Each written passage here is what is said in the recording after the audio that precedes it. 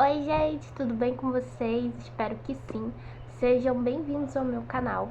E no vídeo de hoje eu gostaria de conversar com vocês sobre algumas reflexões que eu andei tendo e também gostaria de compartilhar com vocês uma sugestão aí, né? Na verdade, algumas sugestões de filmes e até de músicas mesmo, que vão conversar com a gente sobre o assunto que eu escolhi falar com vocês sobre hoje. Bom, esse vídeo aqui é basicamente uma grande exposição de ideias, é um grande improviso também. Então é isso, não esperem algo muito roteirizado, muito bonitinho. Eu estive me questionando sobre algumas coisas nesses últimos tempos. E por incrível que pareça, por uma grande ironia da vida, eu acabei assistindo alguns filmes e até mesmo ouvindo, né, umas músicas, né, que estavam ali dialogando, conversando bastante comigo nesse momento de reflexão. Também li alguns trechos de livros que de repente pareciam ter caído no momento certo, né? Bom, acontece que eu tenho tido vários questionamentos nesses últimos tempos. E um deles é sobre o que nos faz, o que nos torna seres humanos, né? Inclusive eu escrevi até um texto que eu não sei se eu posso chamar de texto, porque na verdade é um grande conjunto de perguntas que eu organizei assim e que é basicamente eu tentando dar uma resposta para essa pergunta. E eu respondo essa pergunta sobre o que é ser humano com mais perguntas. Então, né, inclusive eu vou ler para vocês esse texto. Mas eu andei me questionando sobre isso porque assim, ser humano não é apenas uma espécie biológica, né? O que nos faz ser humano não é essa carapuça que a gente veste, né? Não é a composição química do nosso corpo, não é somente essas características físicas que a gente apresenta, nada disso, né? A gente tem muito mais, né? A gente tem coisas a mais que não que nos diferenciam dos outros animais.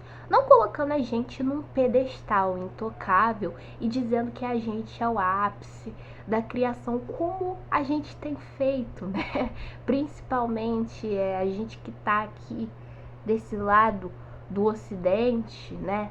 Dessas nossas sociedades que são muito influenciadas por esse pensamento europeu, né? De que concretizou a idealizar o ser humano como um centro de uma criação, mas a gente sabe que existem outras sociedades que pensam completamente diferentes e que têm uma relação, né, tanto com a natureza quanto com os outros seres de uma forma muito diversa da gente. Então, o que eu tô querendo dizer aqui, quando eu digo que há algo que nos diferencia, né, do nosso entorno, em relação às outras espécies, às plantas, aos animais, enfim, não é nesse sentido de querer colocar a gente num pedestal, mas sim de, sei lá, de tentar trazer aqui um pensamento, uma filosofia, sabe?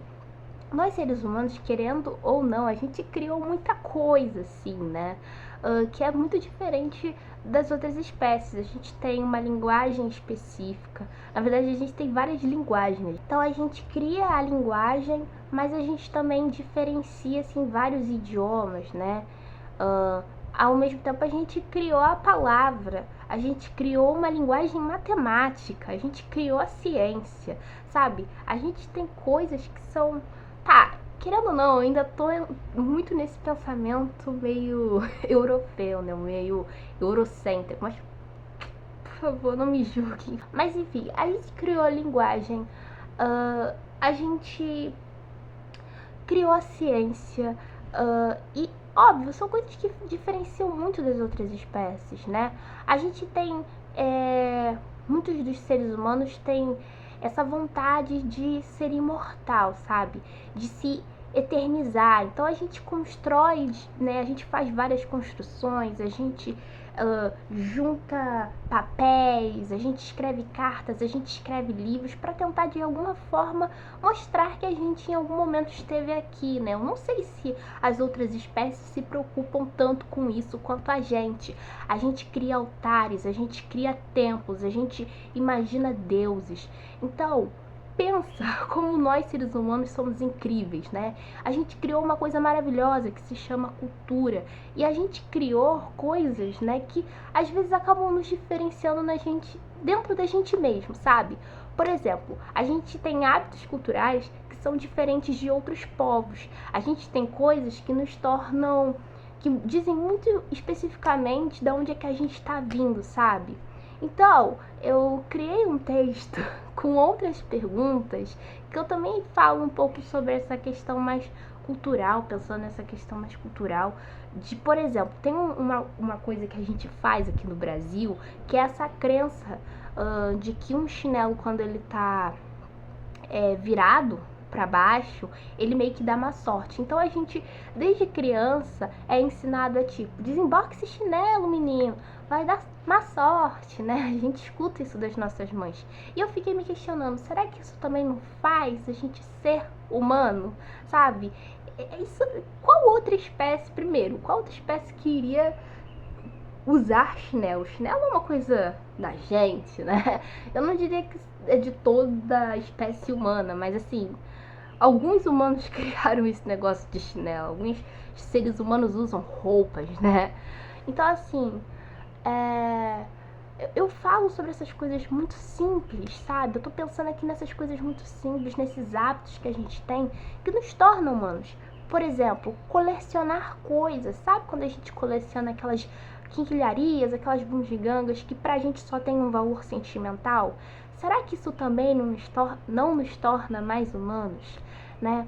Então, eu penso que ser humano não está exatamente nas coisas grandiosas, mas está nessas coisas pequenas que a gente acaba realizando todo santo dia.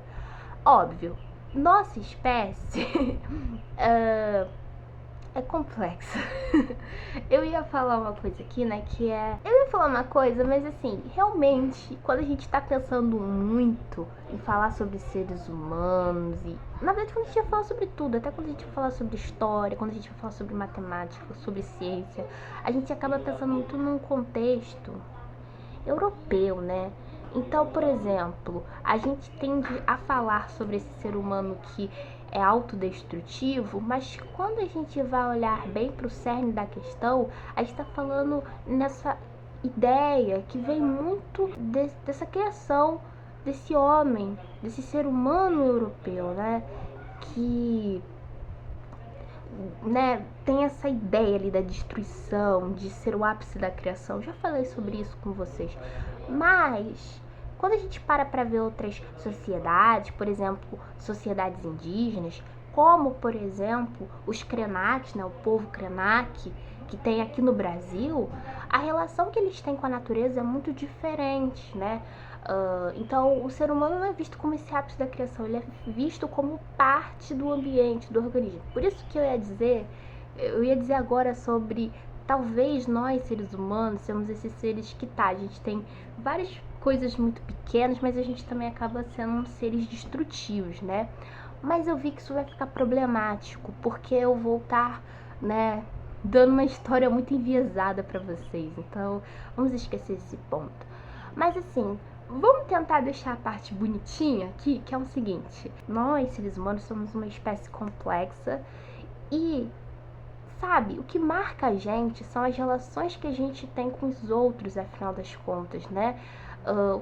O que faz a gente ter tudo que a gente tem hoje, o que fez a gente chegar até aqui, né, de construções, seja de coisas que são totalmente inúteis, porque a gente está cheio de coisas inúteis, né, nesse mundo. A gente não pensa só em coisas úteis, mas a gente faz muita coisa que não serve para nada.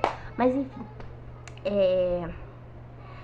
tudo isso é construído com base nas relações que a gente estabelece com outros seres da nossa espécie, né? Inclusive, eu até falei com vocês, né, na resenha que eu fiz daquele daquele quadrinho, né, do Sapiens, de como a comunicação, tudo, né, da nossa sociedade, como a comunicação, como a fofoca, né, que são essas coisas pequenas, foram muito importantes para o desenvolvimento da nossa sociedade. Inclusive quando a gente pensa também na ficção. O nosso mundo que a gente criou é uma grande ficção compartilhada. Hoje a gente tem o dinheiro, né? Que agora atualmente é mais moderninho, né? O Pix. Né? E o que é o Pix? É uma grande ficção. São números que a gente, de repente, criou ali um contrato social e disse: isso vale alguma coisa, a gente pode trocar isso por outra coisa, sabe? Por uma mercadoria. Enfim, vocês estão entendendo que a gente, seres humanos, construímos várias ficções. A gente cria uma ficção de que, sei lá, os Beatles assim, os artistas são uma banda incrível e a gente se tornamos fã dessa marca chamada Beatles, dessa banda, enfim. A gente acredita em várias ficções, né? A gente tem ficções do que é o Estado, né? Do que é ser uma pessoa jurídica, sabe? Todas essas coisas são ficções que são estabelecidas a partir de um contrato social, de uma relação social. Mas eu não quero falar muito nesse sentido. O que eu quero mostrar para vocês aqui, enquanto eu estou pensando sobre o que é ser humano, é dizer que é isso, são as relações que a gente cria com o outro. E aí, como eu tinha dito para vocês no início desse vídeo, nessas semanas eu escutei algumas músicas, também assisti alguns filmes que me fizeram ficar refletindo sobre isso. O primeiro que eu assisti foi o filme The Wall, né, que é basicamente uma adaptação cinematográfica daquele álbum bem famoso do Pink Floyd, né, o The Wall, é o mesmo nome. Inclusive, esse álbum é bem conhecido, talvez vocês já conheçam, porque tem aquela música famosa, né, Another Brick in the Wall, que tem aquele coro de crianças dizendo We don't need no education. É isso aí, enfim. We don't need no thought control. Enfim, vocês conhecem essa música? Então, essa música é muito famosinha, né? Eu lembro de que quando eu era criança, né? Que eu tava ali no início da minha adolescência. Atualmente eu estou no final dela. Eu acredito, né? Mas quando eu tava no início da adolescência, que eu tinha ali meus 12, 13 anos, e aí eu escutava essa música, né? Another Brick on the Wall, eu lembro que ela era quase como se fosse um hino de protesto contra o sistema educacional opressor, sabe? Porque a gente tem uma educação, né, que é muito construída com esse viés de uma certa tecnicidade, sabe? De você formar pessoas ali que no final são apenas mão de obra. E não, não de formar cidadãos, de indivíduos conscientizados, sabe? Era uma crítica que muita gente enxerga nessa música e que sim, essa música ela tá criticando um pouco, né, dessa educação que é autoritária, né, mas essa música ela vai muito além disso, né, porque ela tem um contexto por trás que eu já vou falar sobre ele. Mas eu lembro que quando eu era criança eu escutava essa música e, como eu disse, pra mim ela era um grande símbolo, assim, de crítica a esse sistema educacional tecnicista, né? Eu lembro também que quando eu era adolescente, eu tinha ouvido falar daquele filósofo, né, o Foucault, que, sendo bem honesto, eu nunca li nada do Foucault, eu só ouvi falar realmente um pouquinho sobre ele, mas tem aquela famosa ideia do Foucault, né, que ele faz uma certa analogia do sistema educacional como se fosse uma prisão, né? Tipo, da escola com a prisão, sabe? Dessa sociedade do controle, né? A sociedade do controle é a sociedade muito parecida com a que são apresentadas nos livros do Franz Kafka, sabe? Essa sociedade que é autoritária, que tenta encaixar os indivíduos em seus locais certos. E aí, quais são as grandes representações dessa sociedade do controle? É a fábrica que fala que pega o funcionário e ele tem que bater um horário certinho de entrada, de saída, que é aquele funcionário parecido de tempos modernos, né, do Charlie Chaplin, que tá sempre fazendo um movimento mecânico, né, uma coisa fordista, enfim. Essa sociedade do controle tá nas escolas, né, desses alunos que fazem filas, né, para poderem ir para as salas, tem um horário determinado de intervalo, de recreio, que precisam estudar o que é considerado como importante, é a matemática, mas não é a matemática crítica, pensante, não, é aquela matemática tecnicista, sabe? Que aquele aluno só vai pegar aqui, replicar ali, e é só isso que ele tem que aprender a fazer, até porque um dia ele vai se tornar um operário, então ele precisa já desde de criança aprender a como se mover, sabe? Então ele tem um horário de entrar na escola, ele tem um horário de sair, ele tem um momento certo que é dado ali como um intervalo, e aí a mesma coisa vai funcionar nas prisões, né? Isso é o Foucault que vai dizer. A prisão é também outra forma de disciplinar os indivíduos, né? Então, aqueles indivíduos que são considerados infratores na sociedade são levados a esses locais, né, que vão tentar puni-los e controlá-los, amoldá-los para se enquadrar novamente no padrão. Isso, vocês veem que vai acompanhar a nossa vida inteira, desde quando a gente é um pequenininho, né, de quando a gente é uma criança, até quando a gente fica adulto, né? Desde quando você está lá no ensino fundamental até quando você está no seu trabalho, né? Atualmente, alguns autores, como por exemplo o filósofo Byung-Chul Han, né, vão dizer que essa sociedade do controle ganhou novos, como posso dizer, novas facetas. Essa sociedade do controle já não é mais tão autoritária, na verdade ela se vende como uma sociedade livre, mas que por trás esconde o seu autoritarismo. Então, se antes a gente tinha aquele horário bem controlado da fábrica, do trabalho, hoje a gente tem a uberização, a gente tem os iFoods da vida, onde o funcionário ele se vê como patrão de si, né? Então o controle não vem mais do outro, vem de si mesmo. E esse funcionário, ele constrói o seu próprio tempo, né? Mas ao mesmo tempo ele tem uma cobrança interna, e isso vai fazer o quê? Vai gerar mais doenças mentais, né? E aí o Byung-Chul Han vai, no livro A Sociedade do Cansaço, vai dizer: se antes tudo era um horário pré-determinado, agora você faz o seu horário. O trabalho, ele não termina só, né, naquele momento que você tá ali presencialmente, mas ele continua dentro do seu aparelho de celular, dentro do notebook. É essa sociedade que vai agora prezar, né, para a saúde, né? Então você vai ter muitas academias, né? Essa sociedade que vai, como posso dizer, sempre te dá várias frases de motivação do tipo, você consegue, né? É isso. E aí o autoritarismo deixa de estar sendo construído pelo outro, por uma figura autoritária que você talvez tenha noção do que ela é, e começa a ser você mesmo, né? É uma faceta aí que ganhou, mas isso é discussão para outro vídeo. Mas enfim. E bom, tudo isso para dizer que eu assisti esse filme do The Wall, que fala um pouco sobre isso, porque a gente tem um personagem chamado Pink, né? Que ele é esse personagem que a história dele é bem triste, tá, gente? Ele perde o seu pai para a Segunda Guerra Mundial.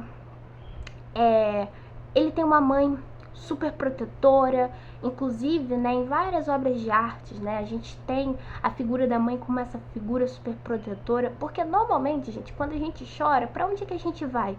Pro colo da mãe. A gente vai pro colo da mãe fazer o quê? Chorar, né?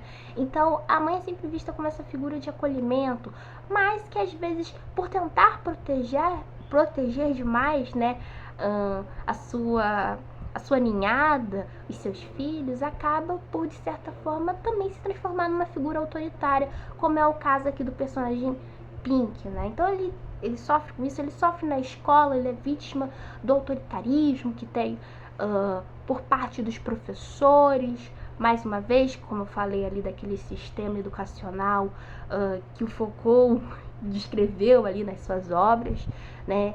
Esse sistema educacional fruto dessa sociedade do controle, e é esse personagem que ele vai ficando cada vez mais apartado, sabe? Porque ele vai tentando criar vários mecanismos para ele não se machucar. E aí ele cria um muro, que é o The Wall, né? Em inglês é o The Wall. Inclusive, gente, a história do filme é a mesma história desse álbum musical. Então, se vocês escutarem ele na ordem certinha, vocês vão escutar a história do Pink, que é a história do filme.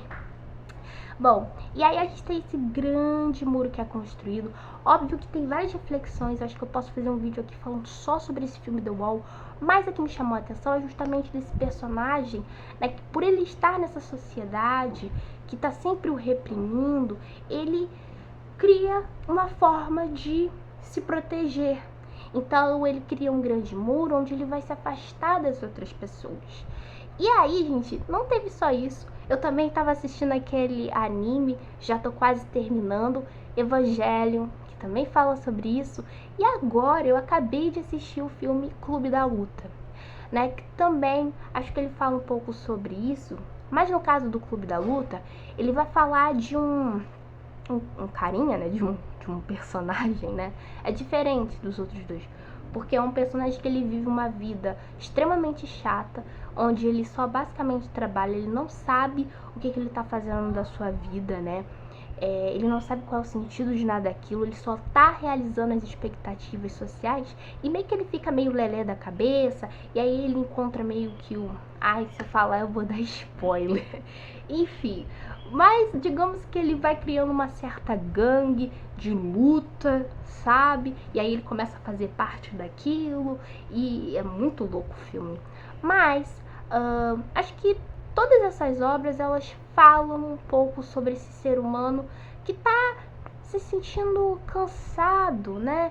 Que não consegue mais ver sentido na sua vida. Que a vida parece ser uma grande repetição, né? Não parece fazer um sentido. Eu acho que muita gente deve se identificar com isso na nossa era contemporânea. Porque a gente vai fazendo, a gente vai atendendo aquelas expectativas, né, que são esperadas da gente. Mas será que é o que a gente realmente quer? E aí, isso vai conversar um pouco com o que eu tava falando lá no início do vídeo, sobre o que nos torna seres humanos, que é o seguinte: a gente, as nossas relações sociais, como eu falei, é o que nos faz sermos humanos, né? Tudo advém disso, né? Que é algo que está sendo perdido com a nossa sociedade contemporânea, né? Que é uma sociedade muito individualista, né? As pessoas parecem não mais se importarem com os sentimentos dos outros. Todas as relações são feitas em prol apenas e exclusivamente, né, de certos interesses, né, gente? Então, as pessoas não veem mais você como um ser humano. As pessoas não estão nem aí, às vezes, como se, né, se você está bem ou se você não está, né? Elas só estão ali para te usarem e te descartarem. Mas a mesma coisa você faz com as outras pessoas. E a gente tá fazendo isso porque a gente cria uma forma de blindar, sabe? E eu acho que a nossa sociedade tá progredindo muito nesse caminho. Eu acho isso muito problemático. Mas enfim. E aí, como eu disse, conversando ali com o início do vídeo, o que nos faz sermos humanos não são só as relações que a gente cria com os outros, mas também fazer aquilo que vale a pena pra gente, aquilo que a gente realmente sente vontade, que a gente sente felicidade, sabe? Eu sei que é muito abstrato falar sobre felicidade, mas a gente precisa encontrar coisas que façam realmente sentido. Não viver numa vida alienada, sabe? Aquela vida em que você só segue as coisas por simplesmente seguir. Como acontece com os personagens, né, desse filme, principalmente ali do Clube da Luta, que no início ele é aquele personagem que só tá seguindo o que disseram para ele seguir. Então, a parte muito interessante desse filme é que ele fala o seguinte: as gerações anteriores conviveram com a guerra, com a Grande Depressão, né? Vocês já ouviram falar isso em história? As gerações ali, por exemplo, dos anos 40, 1940, conviveram com a Segunda Guerra Mundial. A galera que vem depois da Segunda Guerra Mundial, geração dos anos 60, 70, no caso do Brasil, conviveu com a ditadura militar, mas em relação a outros países, a gente teve o quê? Contexto de Guerra Fria, né? Se você pega a geração também de 40, conviveu com o quê? Com a Grande Depressão, aquela crise econômica. E a nossa geração atual? Óbvio, a gente continua sob influxos de grandes crises mundiais. A gente teve agora perto, né, a crise de 2008, que continua tendo efeitos na nossa sociedade atual, mas o filme vai dizer que a gente está vivendo com uma dor espiritual.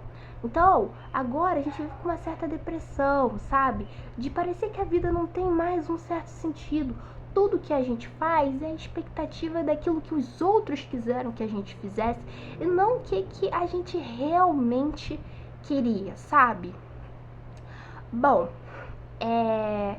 sabe? Então, o filme fala um pouco sobre isso, né? De quais são as expectativas, principalmente ali naquele momento que o filme foi feito, o Clube da Luta, anos 90, quais eram as expectativas para as pessoas? Primeiro, é que elas se formassem, fizessem ali a graduação, arrumassem um trabalho, depois, né, tivessem uma casa, né, construíssem uma casa própria e tivessem ali um esposo, uma esposa, um filho e um cachorro, né, e um carro.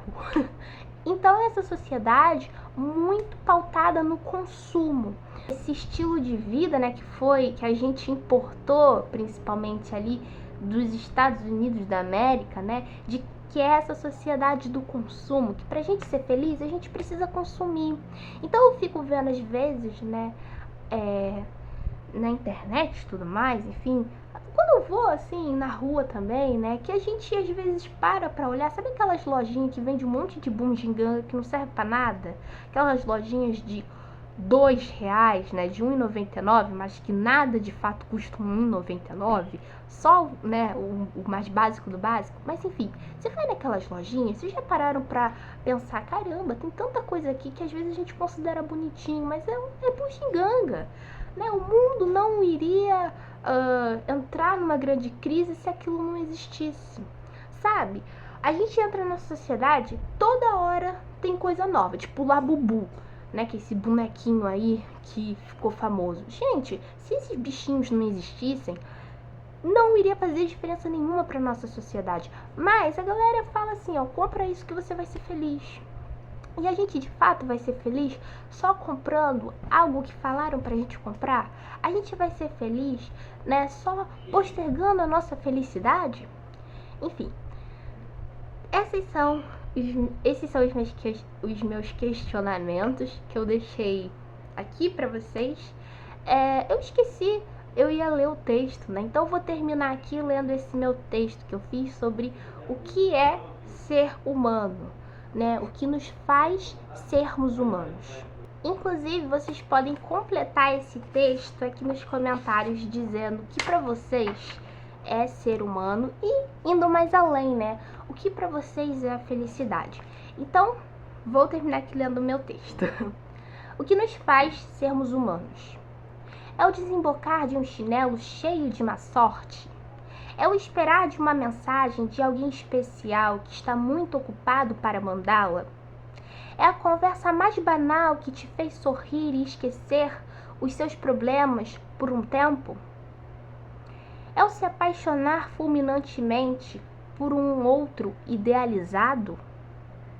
É o caminhar desesperado e sem rumo? É o se movimentar já quase parando?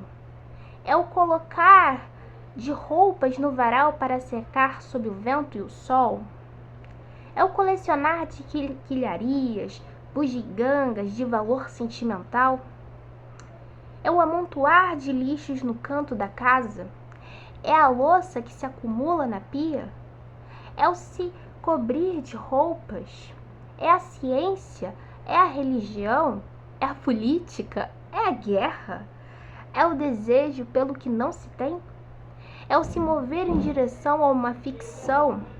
É a palavra? É a linguagem? É a arte? É o medo do escuro? É o postergar infinito das coisas? É o simples tomar de um banho? É o dançar em meio a um carnaval? É o dar a bênção de um neto à avó? É o questionar da própria existência? É a tentativa de dar sentido à vida? Enfim, é assim que termina o meu texto, mas ele termina com reticências no final. Bom, é isso, espero que vocês tenham gostado. Um beijo e até a próxima.